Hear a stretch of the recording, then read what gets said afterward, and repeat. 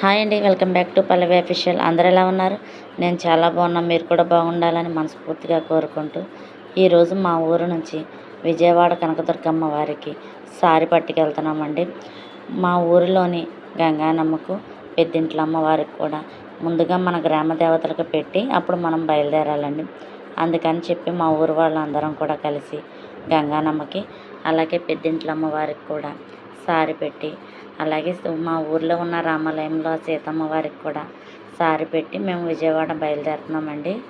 మేము విజయవాడ బయలుదేరుతూ ఉండగా మా ఊరి చివరిలో ఉన్న ఆంజనేయ స్వామి గుడి దగ్గర కూడా మేము సారి పెట్టి బయలుదేరామండి.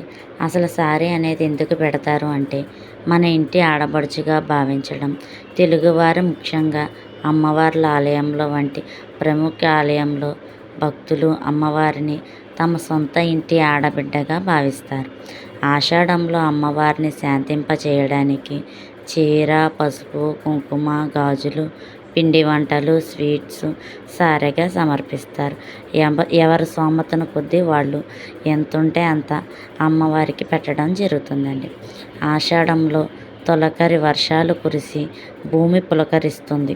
పంటలు బాగా పండాలని, రాష్ట్రం సుభిక్షంగా ఉండాలని కోరుకుంటూ అమ్మవారికి ఈసారి నివేదిస్తారు. ఈ మాసంలో అమ్మను ఆరాధించి సారి సమర్పిస్తే ఆ ఇంట్లో అశాంతి తొలగిపోయి ఐశ్వర్యం మరియు ఆనందాలు వెలువరిస్తాయని భక్తులు ప్రగాఢమైన నమ్మకం. మీరు ఏ అమ్మవారి ఆలయానికి లేదా మీ గ్రామ దేవతలకు అయినా ఆషాఢం సారి సమర్పించవచ్చు. ఆషాఢంలో ఏ శుభకార్యాలు చేయరండి. ఇది అమ్మవారికి ఆరాధనకు అత్యంత పవిత్రమైన కాలం.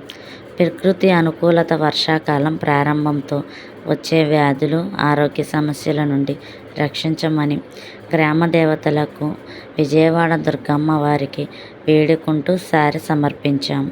తమ కోరికలు నెరవేరాలని, పంటలు బాగా పండాలని కోరుకుంటూ మేళతాళాలతోటి అమ్మవారికి ఈసారి సమర్పించడం జరిగిందండి. ఇప్పుడు మనం ఎలాగ ఇవ్వాలి అమ్మవారికి అనేది తెలుసుకుందామండి. ముందుగా మేమందరం కూడా ఊరు వాళ్ళ అందరం కూడా తలకో ఒక రకం పట్టుకుని మేము మెట్లు ఎక్కుతూ వెళ్తున్నామండి. మెట్ల మార్గంలోనే వెళ్ళాలి, లిఫ్ట్ పని చేయట్లేదని చెప్పారండి. అలాగని చెప్పి మేమందరం కూడా మెట్ల మార్గంలోనే అందరం మా తల్లిని తలుచుకుంటూ ఆ మెట్ల మార్గంలో నడుచుకుంటూ పైకి వెళ్ళామండి. 100 మెట్లు పైనే ఉన్నాయండి. ఆ మెట్లన్నీ ఎక్కేటప్పటికి బాబు ఒక్కొక్కరికి కూడా నీరసాలు వచ్చేసినాయి. కానీ ఆ అమ్మని తలుచుకుంటూ ఒక్కొక్కరం కూడా అలాగే పైకి ఎక్కామండి. మేము పట్టుకెళ్ళిన సారిలోనే మర్మరాలతోటి రోళ్ళు, రోకలి, సనికిలు చేయించామండి. వాటిని చూసి జనాలు కూడాను, మీరు ఎక్కడి నుంచి వచ్చారమ్మా, మీరు బాగా తెచ్చారు సారీ, అమ్మవారికి చాలా బాగా చేశారు, ఎవరు చేశారమ్మా అని చెప్పి అందరూ వాటిలోంక చూడడమే సరిపోయిందండి. మేము వాళ్ళకి సమాధానం చెప్పుకుంటూ అలాగే లైన్లో నడుచుకుంటూ ఆ అమ్మవారి దగ్గరికి వెళ్ళామండి. సారి తీసుకెళ్ళే వాళ్ళని పక్క నుంచి పంపుతున్నారండి. అలాగే మేము కూడా అదే లైన్లో వెళ్ళి ఆ అమ్మవారికి సారి ఇవ్వడం జరిగింది అండి. కానీ జనాలు మట్టుకి బాగా ఉన్నారండి. అసలు ఏం జనం అండి, ఏ ఊరికి ఆ ఊరు ఆ తల్లికి సారి తీసుకొస్తూ అసలు గుడి దగ్గర ఖాళీయే లేదండి. ఆ అమ్మవారికి సారి తీసుకురావడం ప్రతి ఊరు నుంచి కూడా, ప్రతి గ్రామం నుంచి కూడా ఎంతోమంది జనం సారి తీసుకుని వచ్చారండి. అసలు ఆ రోజు కూడా ఖాళీ లేదండి. ఈ నెలలు కూడా అన్ని ఊర్ల నుంచి సారి తీసుకురావడం జరుగుతుందంటండి. అసలు ఏ రోజు కూడా ఖాళీ ఉండటం లేదని అక్కడ వాళ్ళు అంటున్నారు. చూశారు కదండి మీరు కూడా. మేము చేయించిన ఈ రోళ్ళు మీకు కూడా నచ్చినాయా అండి?